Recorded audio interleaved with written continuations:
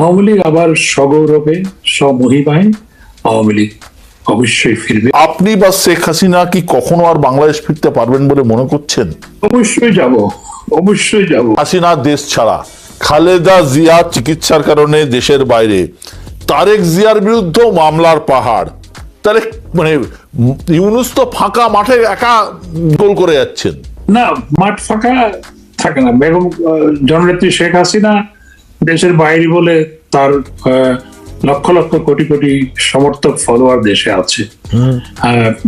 জননেত্রী শেখ হাসিনাও very much in the country, কারণ জননেত্রী শেখ হাসিনার সাথে সবার সাথে যোগাযোগ আছে। এটি তো 20 বছর আগের দেশ নয়। 20 বছর আগে আপনার পক্ষে সম্ভব ছিল না সবার সাথে কমিউনিকেট করা। এখন তার পক্ষে কমিউনিকেট করা খুবই সহজ সম্ভব, এবং সবার সাথে উনি কথা বলেন, অনেকের সাথে কথা হয়, আপনারা দেখতেও পান মাঝে মধ্যে এগুলো লিক হয়। বেগম খালেদা দিয়ে চলে গেল, তার দল তো আছে, তার দলের নেতৃবৃন্দ আছে, এবং তারেক রহমান তো গত 17 বছর ধরেই, 17-18 বছর ধরেই দেশের বাইরে থেকেই তো তিনি তার দলকে নেতৃত্ব দিয়ে যাচ্ছেন। সুতরাং জননেত্রী শেখ হাসিনা দেশের বাইরে, বেগম খালেদা জিয়া চিকিৎসার জন্য বাইরে গেছেন, তারেক রহমান দেশের বাইরে। এই জন্য খুব পুলকিত হওয়ার কোনো কারণ অর্থাৎ যারা এখন দেশ চালাচ্ছে তাদের খুব পুলকিত হওয়ার কোনো কারণ আমি দেখি না। কারণ যখন রিক্সাওয়ালারাও যখন একটা মিছিল করে তখন বলে যে এই যে স্বৈরাচার ফেরত এসছে রিক্সাওয়ালা হয়ে। যখন নার্সরা মিছিল করে তখন বলে যে স্বৈরাচার ফেরত এসছে নার্স হয়ে। যখন আপনার মাজারের যারা ভক্ত খাদেন তারা যখন মিছিল করে বলে স্বৈরাচার ফেরত এসছে আপনার মাজারের খাদেম হয়ে। সুতরাং ওনারা তো সবার মধ্যেই শেখ হাসিনাকে দেখার চেষ্টা করে। কিন্তু আপনাদের কর্মীদের মধ্যে আপনারা তো নেতারা কেউই প্রায় দেশে নেই, কর্মীদের মধ্যে কি সেই লড়ার মনোবলটুকু আছে? কর্মীদের মধ্যে যেটি এই গত 5 মাসে যেটি হয়েছে সেটি হচ্ছে, প্রথম 1 মাস কর্মীরা খুব ডেভাস্টেটেড ছিল, প্রথম 1 মাস, এবং পরের 2 মাস বা 1 মাস কর্মীরা ঘরবাড়ি ছাড়া হয়ে গেছে সবাই, কারণ পুলিশ বাড়ি বাড়ি গিয়ে নির্যাতন চালিয়েছে। এখন কর্মীদের মধ্যে যে স্পৃহা জেগেছে, ডু অর ডাই, যখন দল ডাক দিবে তখন নামবে। এখন যেহেতু দেওয়ালে পিঠ টেকে গেছে, সুতরাং কর্মীদের মধ্যে একটি স্পৃহা জন্মেছে, ডু অর ডাই, এবং যখন দল বা নেত্রী যখন ডাক দিবে তখন কর্মীরা ঝাঁপিয়ে পড়ার জন্য মানসিকভাবে প্রস্তুত হয়েছে। মানে আপনারা সঠিক সময়ের জন্য অপেক্ষা করছেন বলছেন? না, আমরা দেখুন, আমরা কোনো কিছু হলেই তো বলে যে এটা আওয়ামী লীগ করছে, কোনো কিছু হলে বলে যে এটা আওয়ামী লীগ করছে। তা আমরা আওয়ামী লীগের জন্য কিছু করছি না, ওনারা কতটুকু পারছে সেটা দেখার চেষ্টা করছি। তা আওয়ামী লীগ এখন কিছুই করছে না। 10ই নভেম্বরের পরে তো আপনার আমরা আওয়ামী লীগ কোনো কিছুরই ডাক দেয়নি তো, এবং এখন আমরা দেখতে চাচ্ছি যে আসলে ওনারা কতটুকু কিভাবে দেশটা চালাচ্ছে, এবং সেটি করতে গিয়ে দেখতে পাচ্ছি যে তারা একে অপরের বিরুদ্ধে, যেভাবে সরকারের বিরুদ্ধে যারা ছাত্র নেতারা বলছে, সরকার আবার ছাত্র নেতাদেরকে মাঝে মধ্যে ধমক দেওয়ার চেষ্টা করছে। আমরা দেখার চেষ্টা করছি আসলে তারা কতটুকু পারছে। এখন তো দেখা যাচ্ছে মেজর ডালিমকেও হিরোর মর্যাদা দেওয়া হচ্ছে। মেজর ডালিম সামনে আসছেন, ভাষণ দিচ্ছেন।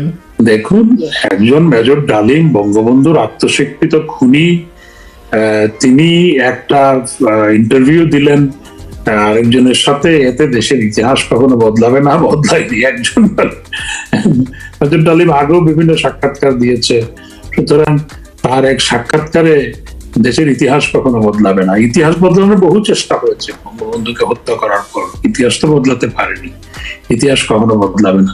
আর কিছু লোকের কাছে তো মেজর ডালিমকে তো কিছু লোক পছন্দ করে, যারা বঙ্গবন্ধুকে চায়নি, দেশ চায়নি, স্বাধীনতা চায়নি, যারা পাকিস্তান চেয়েছিল, তারা তো মেজর ডালিম,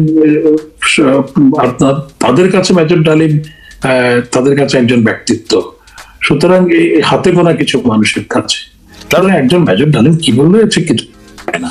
হাসান সাহেব, তার মানে আপনার কথা এটা পরিষ্কার, আপনারা যারা আওয়ামী লীগের শীর্ষস্থানীয় নেতা, শেখ হাসিনা, আপনি, ওবায়দুল কাদের এবং যারা আছেন প্রত্যেকের সাথেই প্রত্যেকের যোগাযোগ আছে এবং আপনারা সঠিক সময়ের জন্য অপেক্ষা করছেন যে কখন আপনারা এই সরকারের ব্যর্থতা এবং এই সরকারের নিজেদের মধ্যে যে ঝামেলা যেটা চলছে বলে আপনি মনে করছেন সেটা আপনাদেরকে আবার নির্বাচনে অনেকটা এগিয়ে দিতে পারে বলছেন, যদি নির্বাচন হয়। আমরা চাই দেশটা ভালো থাকুক, কিন্তু আমরা যেহেতু আমাদের নেতাকর্মীদের উপর এই ধরনের নিপীড়ন নির্যাতন এটি বন্ধ হোক, আমরা চাই এটি বন্ধ হওয়া প্রয়োজন। এবং তারা এটি করে আমাদের নেতাকর্মীদের মধ্যে, সমর্থকদের মধ্যে ডু অর ডাই সিচুয়েশন অর্থাৎ মনোবৃত্তি তারা তৈরি করে দিয়েছে। আমরা দেশে কোনো বিশৃঙ্খলা হোক সেটি চাই না। আমরা দেশ ভালো থাকুক, দেশে একটি সুষ্ঠু, অবাধ, নিরপেক্ষ লেভেল প্লেইং ফিল্ডের মাধ্যমে সবার জন্য সমান আপনার লেভেল প্লেইং ফিল্ড তৈরি করে সেটির মাধ্যমে একটি নির্বাচন হোক। সেই নির্বাচনে যারাই সরকার গঠন করবে সেটি যেই দলেই হোক আমরা সেটিকে স্বাগত জানাই। আমরা চাই দেশ ভালো থাকুক। এবং আমি যেটি মনে করি দেশে politics of denial, politics of confrontation, politics of hatred বাংলাদেশে প্রচুর হয়েছে। এই জায়গা থেকে উত্তরণ প্রয়োজন। যে আমাদের দেশে এমন একটা সংস্কৃতি দাঁড়িয়েছে এখন যে বিএনপির দাওয়াতে, আওয়ামী লীগের দাওয়াতে বিএনপি আসছে না, এবং অন্য দলের দাওয়াতে অন্য দলের নেতারা যায় না। সামাজিক সম্পর্ক পর্যন্ত রাখা যায় না। কারোর সাথে সামাজিক সম্পর্ক হলো তাহলে সেটা নিয়ে আবার অনেক প্রশ্ন তোলা হয়। এটি তো রাজনীতিতে হওয়া উচিত না। আমরা যে যার দল করব, আমাদের মধ্যে সামাজিক সম্পর্ক থাকবে এবং আমরা একে অপরের সমালোচনা করব, এবং দিন শেষে আমরা সামাজিক জীব, আমরা সমাজবদ্ধভাবে থাকবো। এবং একটি দল করলে আরেক দলের সাথে কথা বলা যাবে না, আরেক দলের বিয়ে শাদীতে যাওয়া যাবে না, আরেক দলের দাওয়াতে যাওয়া যাবে না, আরেক দলের সাথে বসা যাবে না, ছবি তোলা যাবে না। এই সংস্কৃতি থেকে বেরিয়ে আসতে হবে। এবং একটি দল ক্ষমতায় গেলে আরেক দলকে একেবারে পিটিয়ে ঠেঙ্গিয়ে আপনার এলাকা ছাড়া করতে হবে, দেশ ছাড়া করতে হবে। এই যে সংস্কৃতি, এটি তো কোনো দেশের জন্য কখনো ভালো নয়। এই জায়গা থেকে দেশকে বের করে আনতে হবে।